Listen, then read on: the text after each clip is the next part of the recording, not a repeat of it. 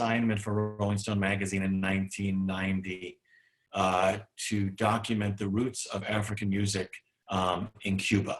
And it was a cross-country road trip with a journalist and a music historian. And we came across this scene in the town of Matanza, which is about an hour from Havana. And it was spectacular. And I followed these two gentlemen who were walking down the street into a home in a courtyard, and then they went into a room and shut the door, and the chanting began. And I was going to go into the room, and then in Spanish, I was told that if I were to enter that room, I would probably be harmed or killed. So I stayed outside of the room, but I was able to photograph them when they were more in a public setting. So this goes back to West African traditions, kind of like voodoo and other kinds of rituals. This is a photograph from a poor, densely populated neighborhood in Cairo, Egypt. I think this was in 1998.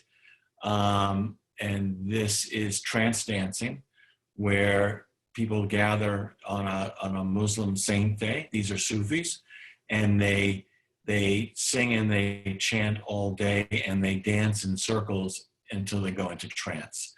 And I was very fortunate to be taken to this neighborhood and to be allowed to photograph. A little background on my work in Arab countries. Early on in my career, I wanted to do a lot of work photographing the daily life of Egyptians in villages. And I studied Arabic here at NYU at night to learn enough Arabic to be able to go and stay with families in their villages in Egypt, which led to a lot of projects in the Middle East. This was one of them. This is another interesting assignment. I was given an assignment by a magazine to go on a sailing trip through remote islands in the archipelago of Vanuatu, which is in the South Pacific. It's a place most people have never even heard of. Anyone who's been to the Metropolitan Museum, to the Pacific Wing, will notice that the totem straight in the back in the middle, there's one just like it that David Rockefeller purchased for the Metropolitan and donated to the Metropolitan Museum in the early 60s. This is, we were there in this village in 1993, and in my guidebook, it stated that the last known act of cannibalism was done in this village in 1963. So while I'm there photographing, all I'm thinking about is what are the older guys thinking, as they're facing me to get their portrait done. But it was quite remarkable, and then they did dances for us and rituals for us, and I was able to document that. This is a project I did in Rajasthan in India. In conjunction with an organization I became involved with that helps in rural villages in Rajasthan with health education. And these young girls were considered untouchables, the lowest caste. And there was a fair for them that day, and I spent the day with them, and they were decorating their hands with henna. This is called henna hands, this photograph, which is what you normally would do on your wedding day or for marriages and celebrations with families. This was taken years ago at the Western Wall, just a shot of 3 Hasidic men praying. Every time I am in Israel, I tend to try and do a project. I'll share one later with you, a recent one at the wall. And I've done a good deal of work over the years with Hasidic communities in Brooklyn also, which I think there'll be some coming up.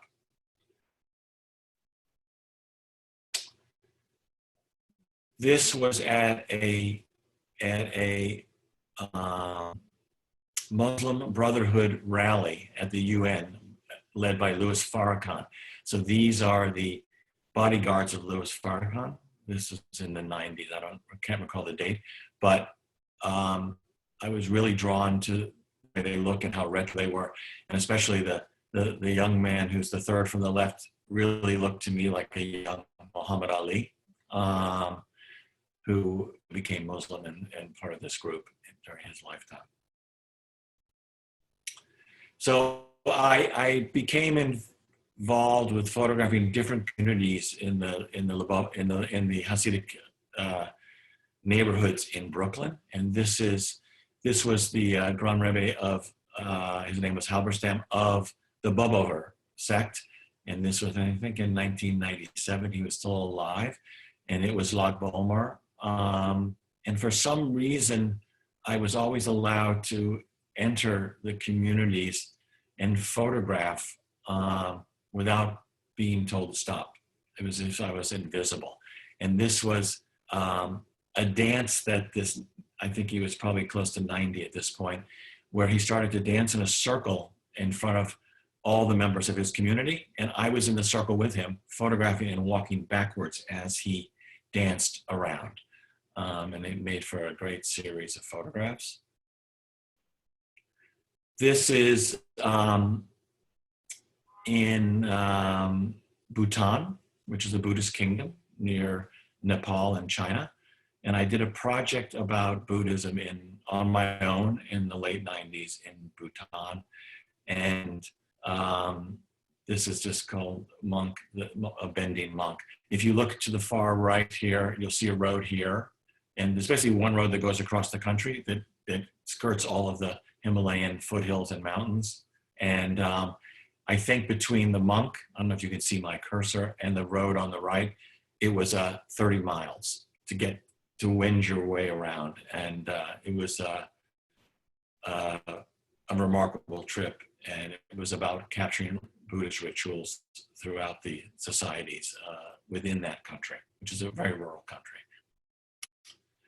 This was a scene in Tokyo in the early 2000s, which was Japanese celebrating Mardi Gras at a Shinto shrine for some reason. So it was quite a juxtaposition of the female dancers, surrounded by people visiting the shrine. This was another project in India. There's a very famous cattle fair every year in the city of Pushkar in Rajasthan that I went to document at one point. But at the same time that the cattle fair was going on, there's also a Hindu festival around the moon. And these were Hindu pilgrims that were camping out, or they were in a home that I visited, and they all stood for their portrait, all the women. This is this is in Sri Lanka, and this is also a Buddhist festival that I went and captured. I was on an assignment in Sri Lanka in mid 2000s, I think, and planned my trip there actually around this particular festival. I think we'll get to another image of it later. This is from Varanasi in India, the famous holy city of Varanasi, where this is a prayer at sundown with some priests. I don't know what was going on, except it was a beautiful thing to capture. This was on the roadside in India, in Rajasthan, and it was, I don't know what that is, but it was, I came across a community of you would call them gypsies maybe, of nomads. And I stopped the car and got out, and without ever speaking a word with them through verbal communication, nonverbal communication, the leader of the clan and his wife went into their tent and came out in their wedding garb. And they recreated the dances from the wedding for me. It was just lovely. This is back in Tokyo at a Shinto shrine with people giving prayers and alms. This is back in Sri Lanka where all the candle lighting was going on. This was the festival in Sri Lanka where everyone is in white. It was spectacular. So in Sri Lanka, there's a very famous city of Kandy, K-A-N-D-Y, that's the holiest place in Sri Lanka. And these were men getting ready to do ritual dancing for tourists and the public. And I went back into the backstage and back rooms and was able to document them while they got dressed for the performance. So one of a major project that I did, and this part of it came out of BJ, was to photograph a pilgrimage like the Hajj for Muslims in West Africa, in Senegal, to the city of Touba, where once a year for a 4-day period, the city grows from 400,000 residents to 4 million pilgrims that go to the shrine of the founder of their sect, Ahmadou Bamba. And I had gone there in 1987 to document it on my own. But in 2003, I met a sheikh, a Sufi sheikh, at a peace vigil at BJ. He gave a prayer. His name was Sheikh Farah. I approached him and I asked him if he would want to go with me in 2004 to the next pilgrimage, the Mongol. And lo and behold, he said yes, and a couple months later, and we went together. And this was his mentor, his teacher, that we went to visit, and we actually stayed with him in his compound for 4 days during the pilgrimage.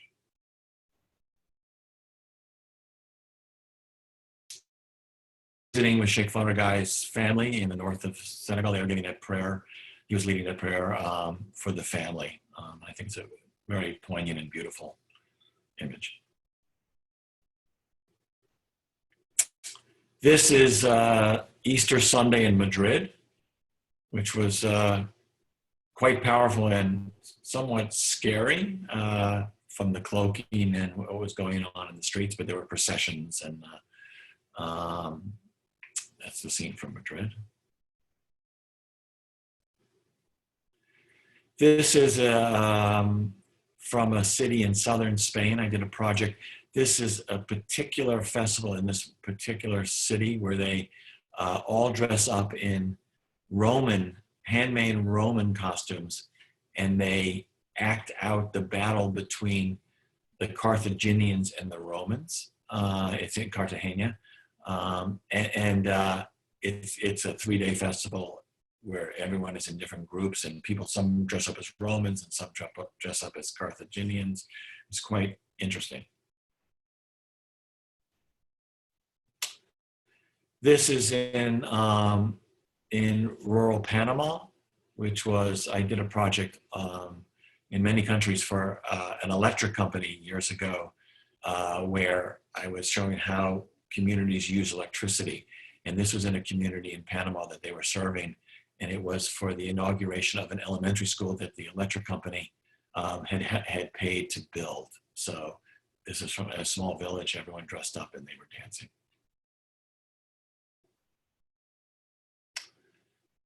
This is a festival in the Atlas Mountains in Morocco. This was maybe the earliest photograph in the series from the early 80s, where it's a wedding festival where young women and young men come and they gather for a period of 3 days looking for mates, to make matches between families for brides and grooms. And this was the ribbon cutting to begin the festivities of the 3-day festival. This is an interesting story. This is, it no longer exists, but it's in the Yucatan.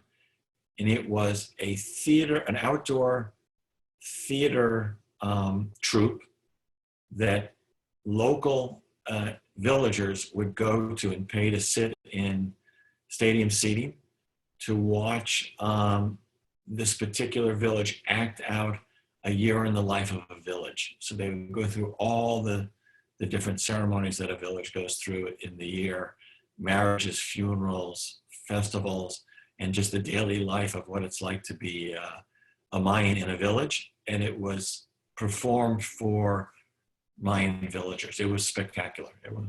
I had never seen anything like it in all my travels.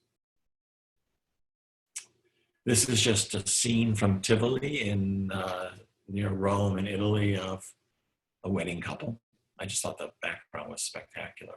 Also, they were probably had the wedding photographer was nearby covering this scene. These are dancers in Bali that are waiting to go on stage and looking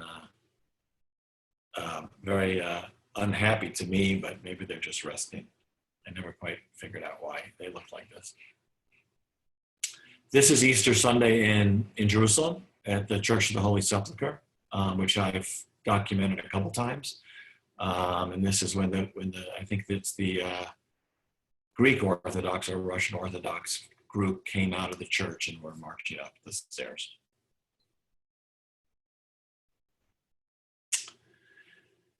This is again, a festival in Bhutan itself is remote. This was in a remote part of Bhutan. I had to walk 4 hours to get to this village.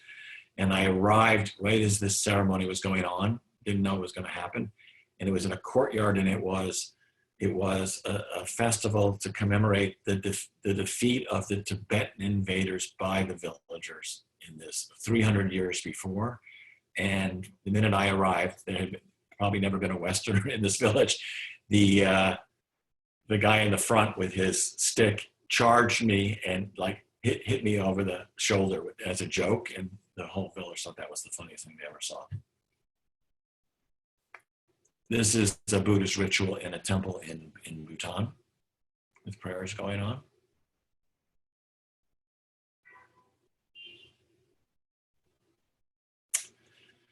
This is in Western China. I think it was in 2004 or 5. And it was the first time, and again, I was here just by happenstance at this shrine. And it was a Buddhist shrine, and it was the first time that the monks had been able to gather like this in decades. And there were 400 monks there that day. And it was just a very fortunate that I was there the same day they were to capture this scene. This is in Istanbul in 2001 and before 9/11. I had gone there with the hopes of documenting the inner workings of the Sufi tradition of the whirling dervishes. And I got through happenstance and planning, I got in an introduction to a secret brotherhood, and they had never in their history allowed photography of their rituals. And I sat with the elders with a translator prior to the ceremony starting, and we came up with they actually came up with a way for me to photograph, which is I was in the room next door to where the ceremony was taking place that you see here. So I could photograph through the door, the opening of the door, which led to a lot of other great types of imagery. I'm not sure if there's any here right now, but I was able to photograph the entire ceremony, the Sufi Dikr, which is there's musicians and people chanting hidden on the left, and then the whirling dervishes. And this was in 2001. In 2008, I returned to Istanbul on another assignment, and I was able to meet with the elders 7 years later. And I brought with me a stack of photographs of this ceremony and of portraits of them. And I sat in a circle with them, and I gave them as a gift photographs that I had taken 7 years before. And it was, it was very rewarding. This is a saint day in Brittany, in the west of France, in a small town. And, this is probably the small one church that's in this town, with the young men in their robes, the helpers of the priest probably. And the guys on the left, they look like sailors to me, so they might have been the fishermen. This is from Cusco, Peru. I did a project in the early 80s where I spent 2 months, a month in 1983 and a month in 1984, on an assignment to document valuable paintings and sculptures that were in remote convents and monasteries in the Urubamba Valley, which is outside of Cusco. It was very interesting project, and it was to prevent theft, because some of the things they were very valuable stuff in very remote places. So this was a Saint Day in Cusco that I was able to document, and did a series of portraits of the men that were carrying this very large and very heavy saint. This is Semana Santa, the Holy Week in Guatemala, which is very famous in Antigua, Guatemala, for it's the festival for the whole week. This is just a scene from one of the churches.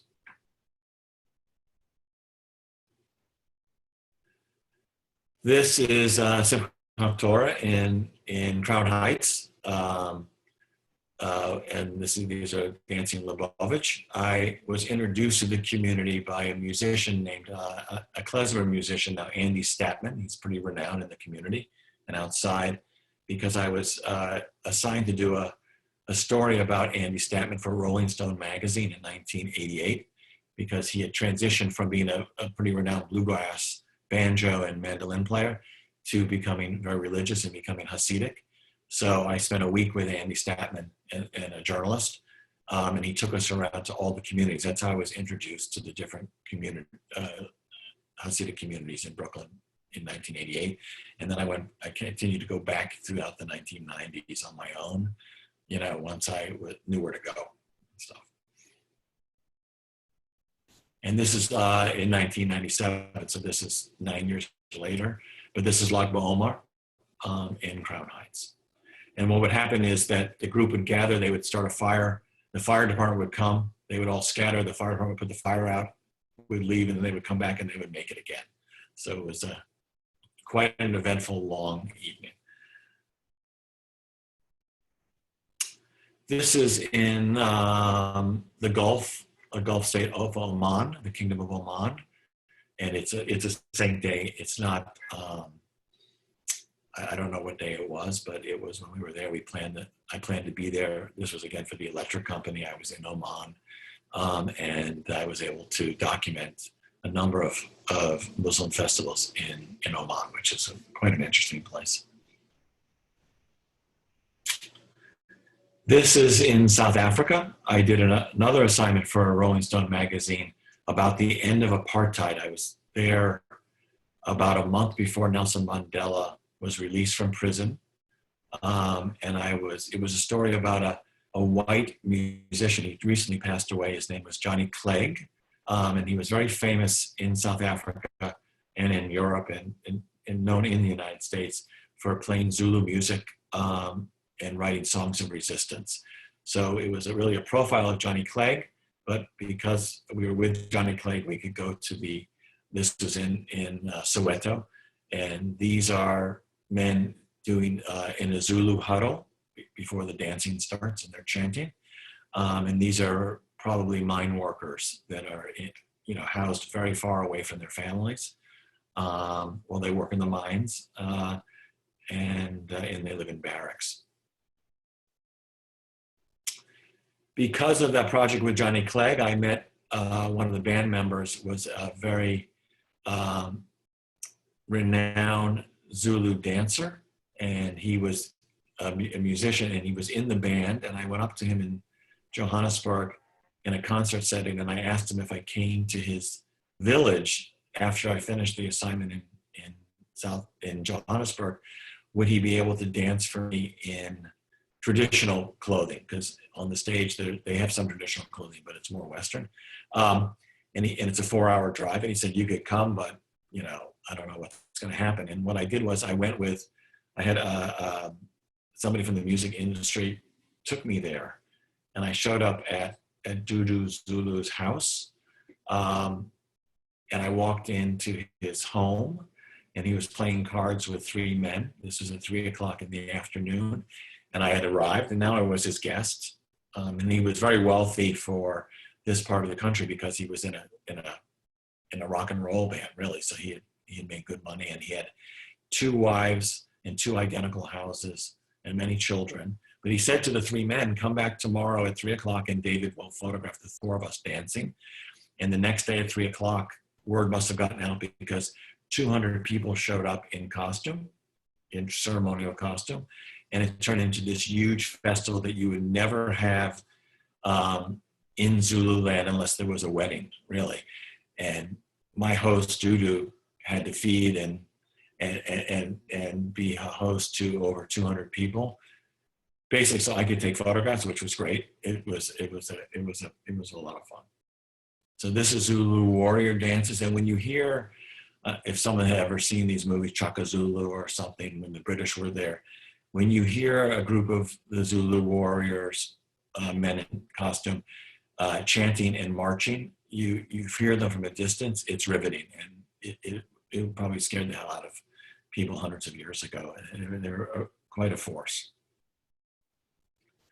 So on the upper right is my host, Dudu, and this is his youngest son who decided to dance for me, surrounded by all the men and the boys. And after he did this dance, he was marched around on Dudu's shoulders and heralded by everybody cheering him. It was great. Another scene from the dancing.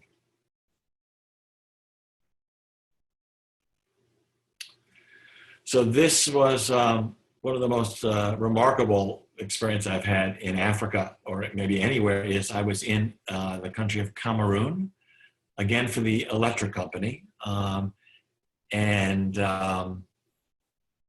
By happenstance and by design, because I had done a lot of research, I said I wanted to go to the kingdom of Bafut, which is in the far west of the country on the Nigerian border. It was one of the remaining kingdoms with a king. I wanted to visit it, and they said, because I heard that it was beautiful, and they had costumes and things like that.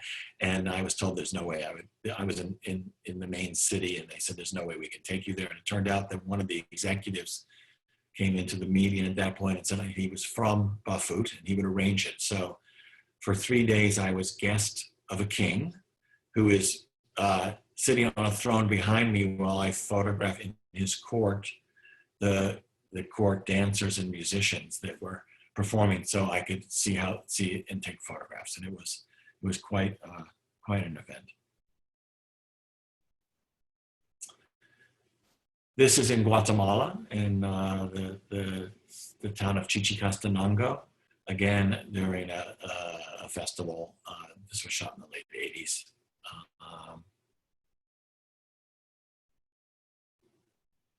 And this is a scene from another trip to Guatemala, to Antigua, Guatemala for Semana Santa. It's very famous. It's one of the most famous weeks of Easter in the world.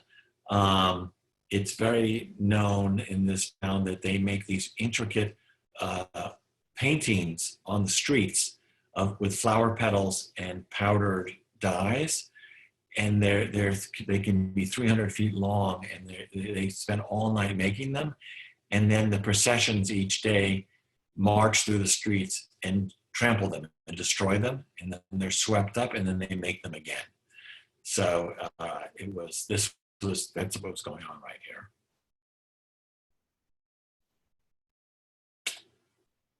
This was a small little festival I came across in rural Ecuador near sunset. I was driving through the countryside with a driver, and I had gone to, there's a lot of stories about how I ended up in Ecuador, but I don't have to share that right now. There's a town of Otavalo, and in the late 80s and early 90s, there were many people selling sweaters on the street in New York from this region, and you could tell the men because they had long hair in ponytails. And I had arranged to go to this region of Ecuador to photograph. There's a 2-week festival in June every year. And outside of Otavalo, we had gone to the countryside. We came across this ritual going on at sunset with bands and a lot of drinking, and they were about to sacrifice this chicken and cut his head off. And I was fortunate enough to capture that. This, we're back in Jerusalem at Semana Santa, in front of the Church of the Holy Sepulchre.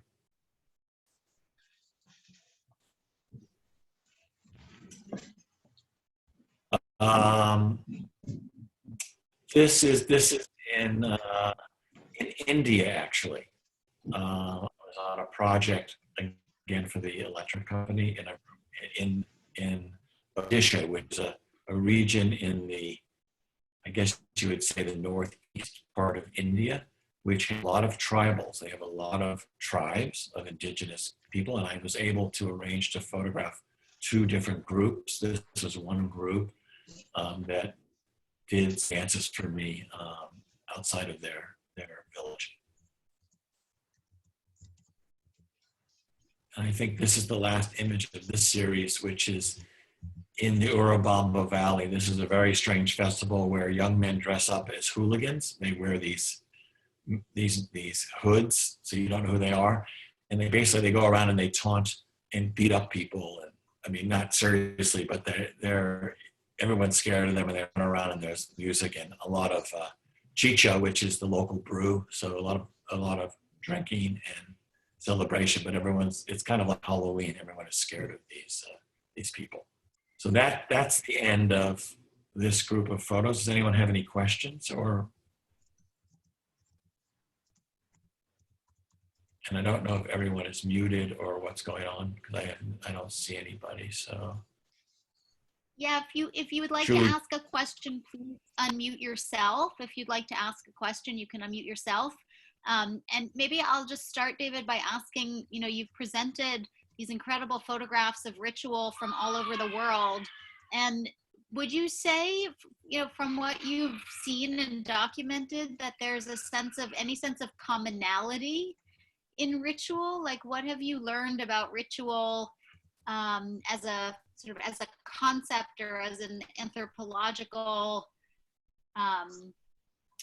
human behavior from what you've seen across the world? Right. So, I mean, there's different types of ritual, obviously, but the main thing is about community, and especially during our little COVID-19 pandemic we're going through now. I mean, as you can see in most of these situations, there are large bodies of people close together that are forming a community to celebrate through a religious way. Really, it's about community, because what generally goes on around most of these rituals in the group settings is a lot of commerce. So especially on the large pilgrimages that I've documented, and I don't know if people are aware, like when you go to Mecca, I mean, Mecca, basically you go to make the Hajj, but it's a huge shopping opportunity. So there are sellers of everything at Mecca, and that's what it's like in Africa and in India and everywhere else I went. On the outskirts of these ceremonies, generally are many other things going on that are community related. But it's just a sense of community, I think, that is so important, and a shared commonality. If we have time, I'll take you through some recent projects that are very specific, that I've documented in the last couple of years, that'll show you that aspect, I think, a little clearer.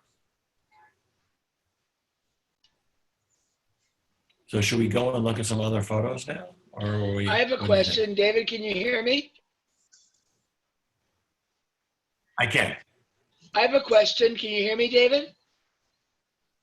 It's your friend I can Doug. hear you, yeah. David, you've traveled in 70 countries.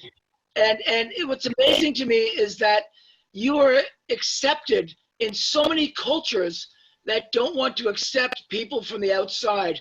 But somehow you are able to find your way and gain people's trust to allow you to come in and be accepted and document their lives. And I just find that so incredible about you. What is it about you that does that? I'm going to mute myself. I should probably mute myself at this point. I don't know how to explain it completely, but I think a lot of it is showing compassion for all cultures and having a good sense of humor, because I use a lot of, and I speak Arabic and Spanish to some degree, but using self-deprecation is a big opener to most cultures. If you can make light of yourself and humor and and also be very respectful of the different cultures. I mean, there are situations that I just took you through that some of them were quite stressful and could have been dangerous, but I was able to traverse that in a certain way by either, you know, making a joke, an offhanded joke in Arabic to somebody or something like that, where all of a sudden I was accepted. And you don't have to know much of a language to because in most of the remote parts of the world, especially where there are indigenous cultures, if you make an attempt to speak their language just by 5-10 words, it opens up a wealth of hospitality and trust that, you know, you're treating them as an equal. So I don't know if that answered you completely, but that's kind of, and I, for some reason, when I'm documenting, a lot of times it's as if I'm not there. I seem to be kind of invisible in a way, the way I photograph. And I'm able to be, because most of the photographs are very close up to people. I don't generally use long lenses. I use a wide angle lens. So I'm amongst the people rather than having a remote vantage point most of the time. And I participate, you know, in the festivities as best I can. Hi, David. This is Cindy. Can you hear me? Hi, Cindy. Hi. I can hear you. Yes. I was about to ask, were you ever frightened in any of these locations or fearful from certain situations? But you kind of answered that just now. And I was also curious, do you ever use color photos or only black and white? And I'm going to mute now. So, okay. I do use color. I mean, traditionally, in the past, it was only black and white. I've transitioned in the digital age more to color and black and white. So I'll take you guys through some other recent projects that are just color. A recent project I did in India of the world's largest pilgrimage I documented last year. I think the first was about danger. Is that what you asked? I can't remember. But danger takes on different forms. I mean, when you're dealing in situations where you really don't know what's going on, you have to be very careful. Yeah, usually it's more being fearful for personal safety, not violence, but just, for example, last year when I was at the Kumbha Mela, which is in India, and I'll show you that work next maybe, it's a 5-week pilgrimage to bathe in the Ganges River where 2 rivers meet, and it happens every 12 years, the large one. And last year, over a 5-week period, there were 150 million pilgrims. Okay, so it's not a place to go if you don't like crowds. I went during the last week to document it. And the last day of the pilgrimage, there were 12 million bathers, you know, which is larger than the population of New York City. So in that kind of situation, I have somebody with me just to keep an eye out to protect me. And there was one case during that photo shoot where, because historically at the Kumbha Mela, depending on the year, hundreds of people have been killed by trampling, by stampeding people. So I had to have somebody help me to watch my back, to always let me know if there was a potential impending stampede. So he would get me out of the way. And it only happened once where he came and grabbed me and pulled me away. And the stampede didn't occur, thank God. But, so there's that kind of thing. The other part, which is about danger of being harmed, you know, by violence, very rare. I mean, I'm in stressful situations. And again, this is just one body of work about ritual. I do a lot of other types of work around the world, documenting different types of things about society. And in those cases, it tends to be more stressful sometimes. With ritual, basically people generally are in good spirits because there's a celebration. But that's basically, I hope that answers the question. Are there any other questions now, or I could take you guys to see another group of images? Let me see if I can. There was one question in the chat that was put to me in the chat from Howard. that you went to Muslim countries early before they opened up, and was your Jewishness ever questioned? So maybe take that question and then move to the next body of work. So early on, when you traveled to Arab countries, when you entered the country, you had to state your religion, especially in Egypt. So my early trips to Egypt, I would always put down Protestant, because they had no idea what Protestant was even, but I would not say I was Jewish. And it would come up quite seldom, but there's a whole history of my work in Egypt from the 1980s, and then I became very involved with the small Baha'i community in Egypt. We're very persecuted, and the Baha'i religion, as people may know, is going to Haifa to the gardens. It's a very peaceful religion. They were persecuted more than in Egypt. So that's the group I hung out with when I was in urban areas, and when I went to rural areas and stayed with families, it was generally with Christian families who would take me in, except one time I stayed with a Muslim family.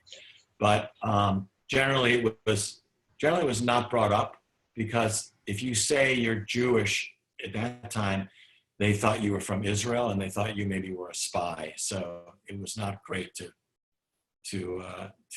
broadcast that. So Howard, hope that answers the question.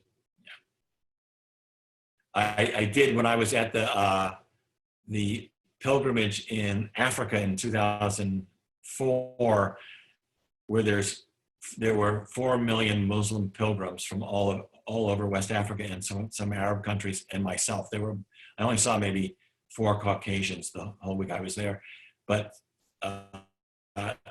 4 guys came up to me. They spoke Arabic, and I speak Arabic enough, and they asked me if I was a Muslim, and now I'm in a Sufi setting, so I said to them in Arabic, no, I'm Jewish, and their jaws dropped. They didn't know how to even deal with it. I think they were from Yemen. But anyway, why don't we move on, and I'll take you to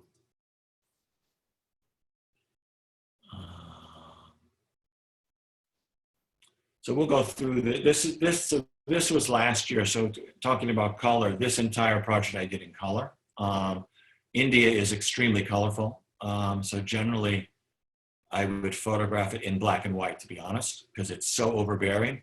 This series of photographs was shot in color, and they've been in post after I got back. They've been edited, but they've also been desaturated, so the colors are not so bright, but it's extremely colorful. And this is the Kumbha Mela, which is the 5-week festival of pilgrimage that has tens of millions of pilgrims, and I can't even explain it. It's so overwhelming in terms of seeing a mass of people together in one place, but also the spirit, and this is Hinduism, but the spirit is very, very lovely and loving. It's mostly calm. And here's some color. But you know, the families bathe together in the water, and then they light these votive candles that are like little, that they purchase, that are like little boats, and then they put them in the water and they float away. But here's a scene, and this is not even a busy day, and this is just one part, but it's overwhelming. And I did not go in the water. You know, I shot from land as best I could.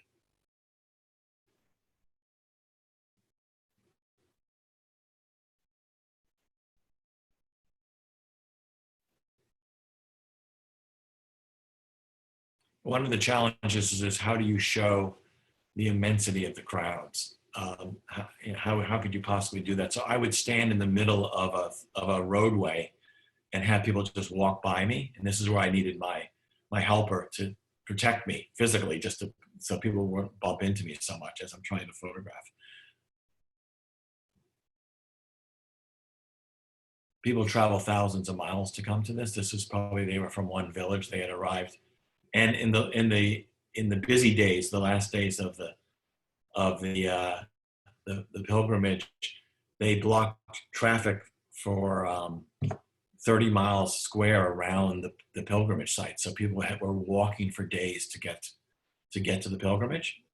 myself included. I was staying in a settlement that in the early days I could be driven to near the center, in 40 minutes.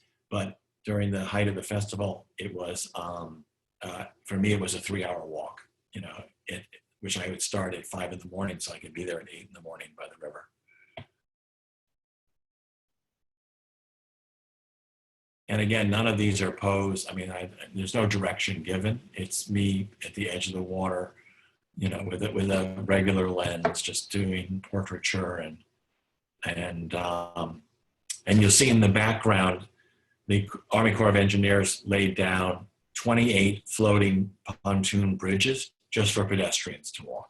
I mean, I've never seen anything like it.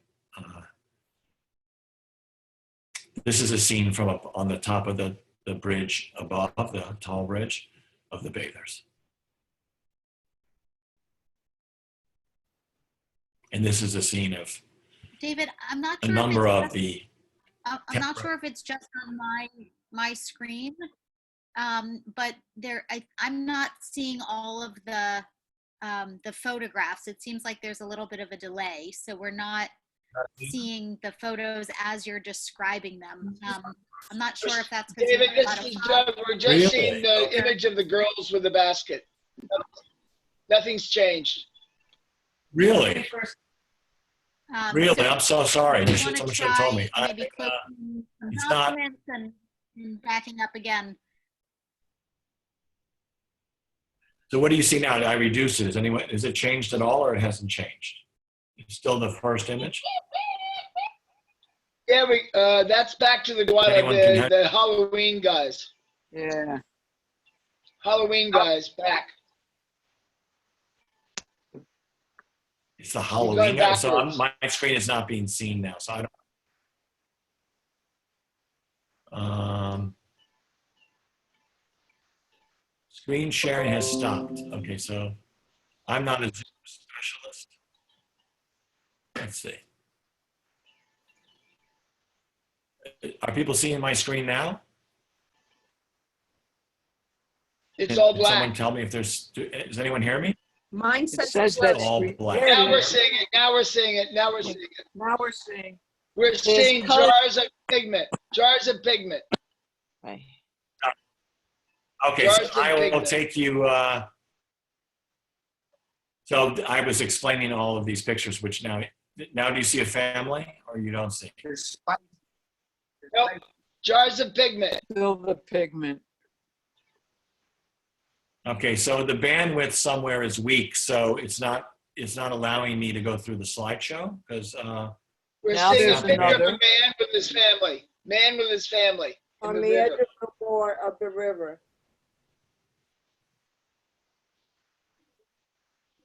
Father with a young boy and wife. so you haven't seen the next picture, which is the group shot of 2,000 people. No? No. Oh, No. Not yet. Sorry. Yeah, I don't know. Julie, any thoughts? There it is. So that's it. now we got Now it. we see it. Thank you, David. I'm muting. Right, but I'm going to go.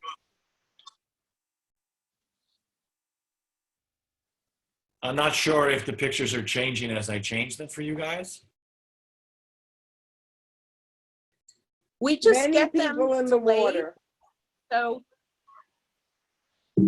2,000 people in the yeah, water. this is great.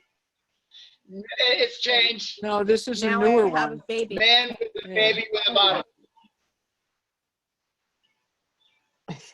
Cute baby. About 12 people in the water.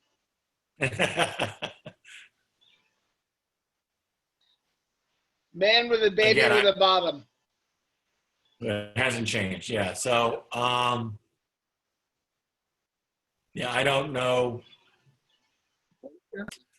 Here we go. There's a new It one. changed. There's an It's older. changed.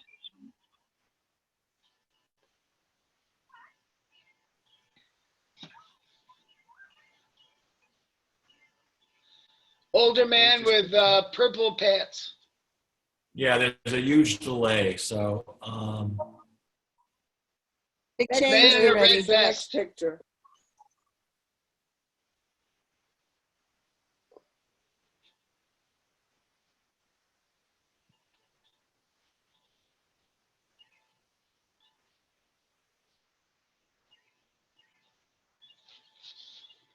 Again, it's hard for me to tell what you're looking at now if you're seeing the image I'm projecting. It's about 7 or 8 people. One man has a yellow thing on his forehead and a man with a gray and red hat. Got it. Thanks, Doug. So I've already talked about all these pictures, so I'll just go through them as you see them. A bunch of women in multicolored dresses in a group walking down the street. Right, the pilgrims arriving, yeah. Are you seeing what we're seeing? Well, I'm showing you that. Yeah, now I switched to a family, a portrait of a family. Yes, 5 women in 5 the water. women. Thank you, David. Beautiful. Right, so these are the pictures Gorgeous. that I was describing, but you weren't seeing them, yeah. Wow. Hmm. Many people in the Ganges. So this is also just so you understand, this is right at sunrise. So say about 6:30 in the Oh, morning. there's- Yeah, they're waking it up. David, what is the horizontal in the background? It looks like a bridge. Right, so this is what I was describing. So there's 2 bridges. One is a tall bridge for cars.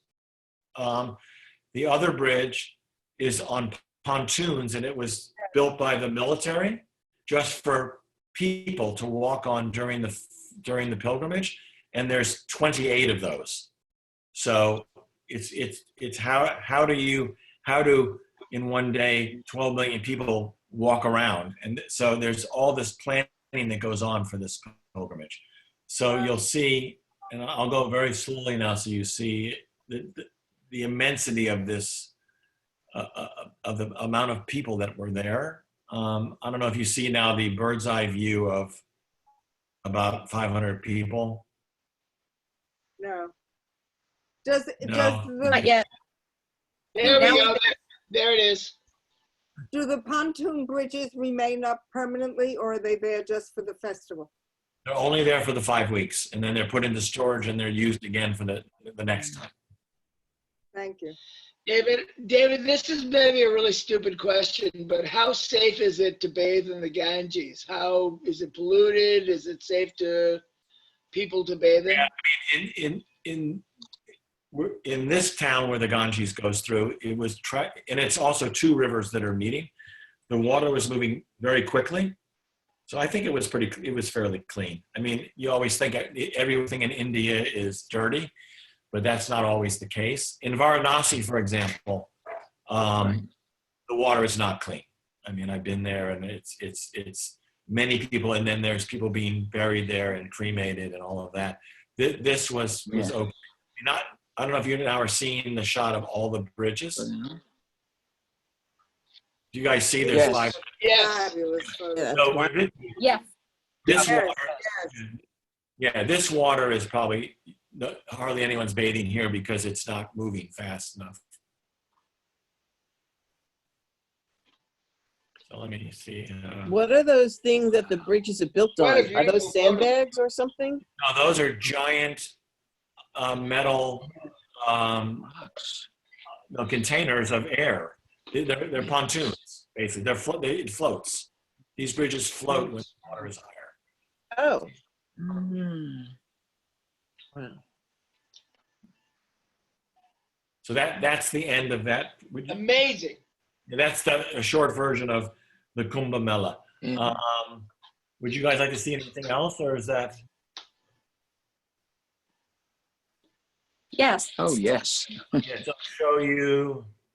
Mhm. More would be Always. great. So we'll do a couple Jewish ones now, just because. Let me know when. Okay, hold on. Let me know I'm if you free see till the. midnight. Okay, well, let me see if you see. Do you guys see a black and white image now? Men's section? Right. So Yeah. Men's section, yes. Men's section. okay, so this was last summer in July. Yeah. So last July was the 25th anniversary of the death of the Lubavitcher Rebbe, Menachem Schneerson. So I went to wow. the grave I think it was in Yeah. Queens, and I documented there were 1,000 The people. Ohel? I went to the OHEL. This is my project about the OHEL. So, and again, I don't know when I shift images, you have to let me know that you see the next image. Not yet. Wow. So this is a huge delay. So And the Ohel is in Queens, yes. Queens, yeah. Now it changed. There's 2 women praying, like the women are moving, yeah. It's by the cemetery, by the Ohel. Right. So the structure on the left is where Schneerson's grave is, the tomb.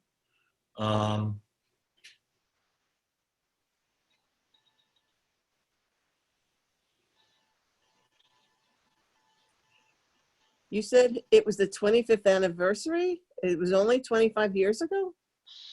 Yes, in last July, in 2019. So it must have been 1994. I guess something like that. I met him, so I had to be there 1 year before that. So I met him once too, yeah. I actually did a lot of work about the Lubavitch, and it's not in this series, but let me know when you see the next picture, which is now we're entering the Ohel. yes, there's a man praying.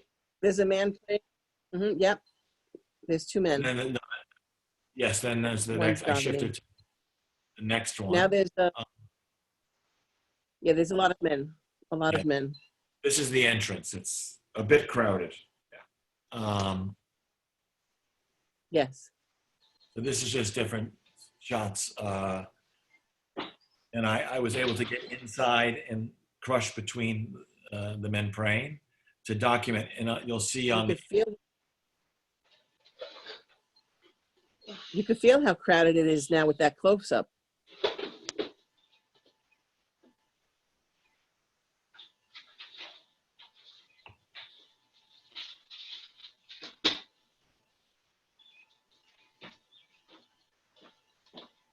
And again, I don't know about the delay.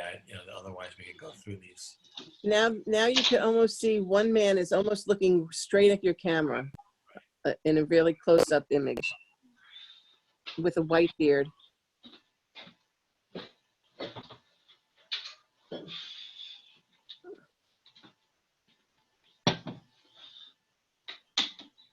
Now you have the women's side, and there's all the letters where people write their letters. And they throw them on. Yeah, it's a giant area of letters. Yeah.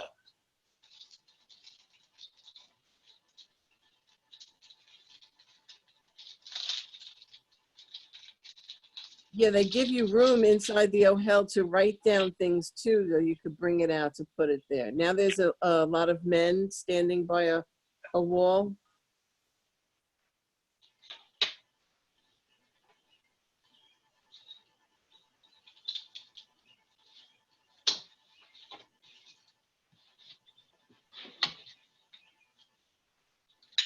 Oh my God, that's all the letters. I really like this photograph because it also has the photograph of Schneerson.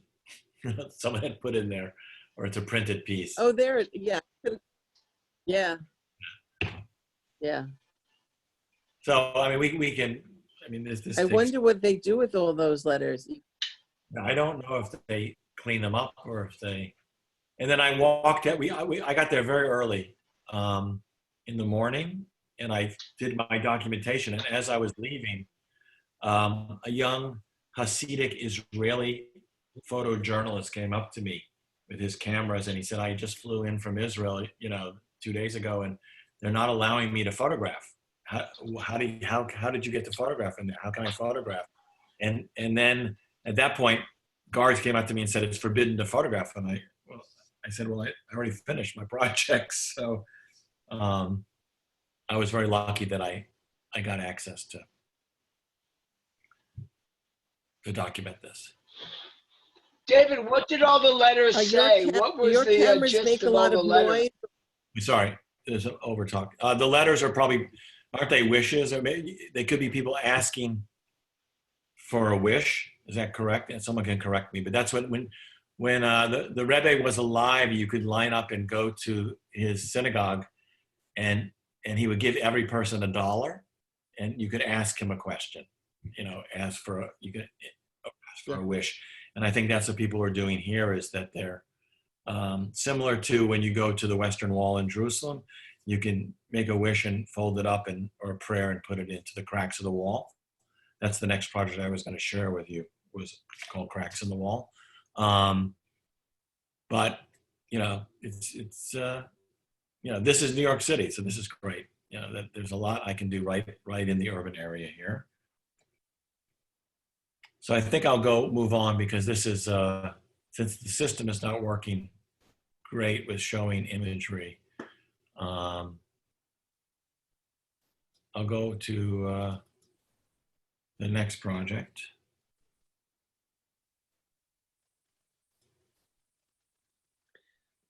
So I was also starting to ask you, David, do your cameras make a lot of noise? Do they hear it? Because sometimes there are slightly softer cameras.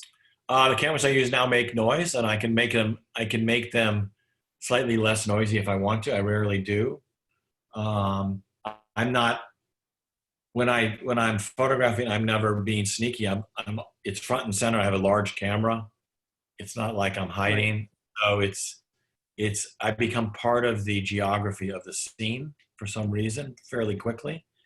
And that's what I do, you know, so that it seems to work. I mean, I don't know why sometimes, like at the OHEL, that was very tight quarters and I'm jammed in and I could barely get the camera to focus because crowded, but nobody told me not to do anything, or you know, they didn't want to be photographed or anything. So it was, yes. Hey, Dave, here's a simple question. What motivates you to travel around the world and document all this stuff? What's in it for you? What makes you do this? Oh, just it's twofold. One, I mean, I'm a photographer, which is great, so that's a good excuse.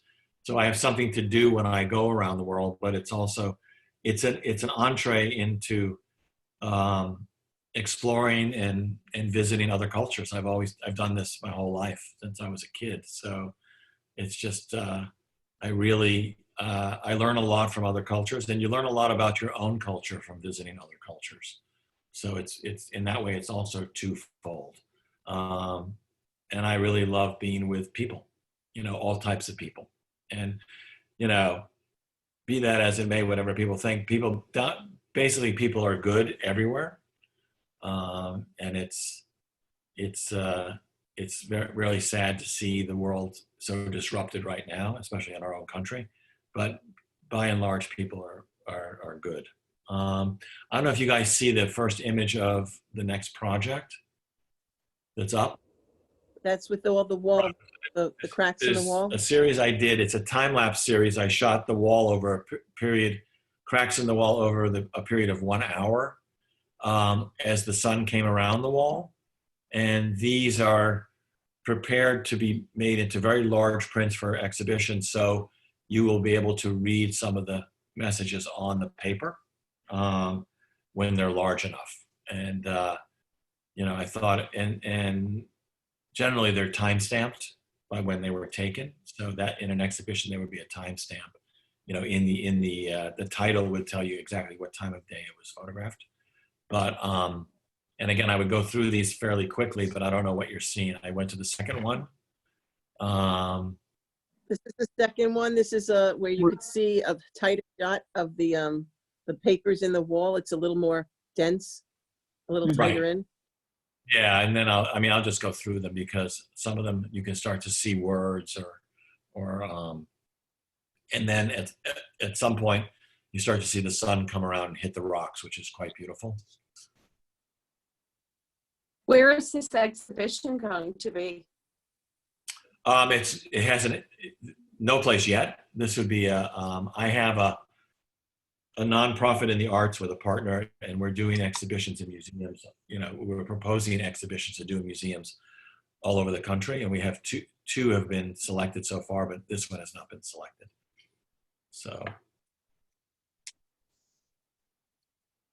So it's interesting that you're doing a time lapse on this, but I was going to ask you, have you ever visited one place or country and then gone back years later and see like a diminishment, let's say of the Dead Sea, for example, where it's yeah, I mean, I don't do that as part of my work, but I have gone back to places and seen how they have changed. But that's not, I've never done that as a project. I mean, that's not something that, it's usually depressing.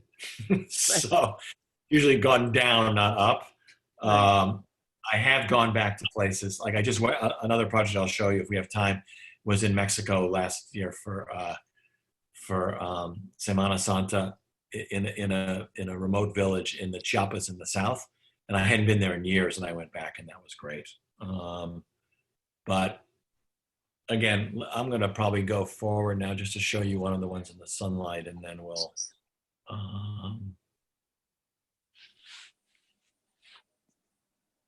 Yeah, I'm sorry. There's this delay. I don't know, what the reason for that is.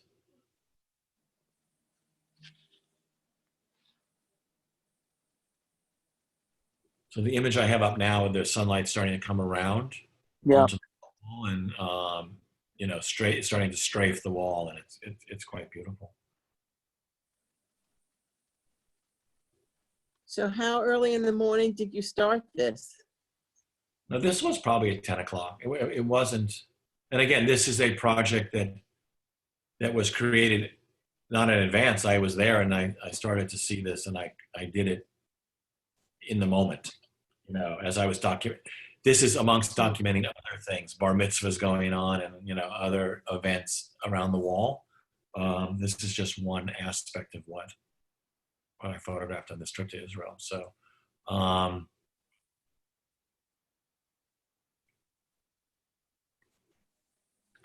so now I'll take you. So, I think I have one more.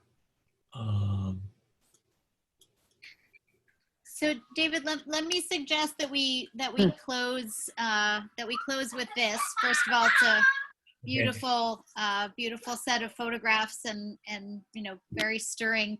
And I know there are some folks who will want to get to the. Sorry, those are my kids in the background. Okay.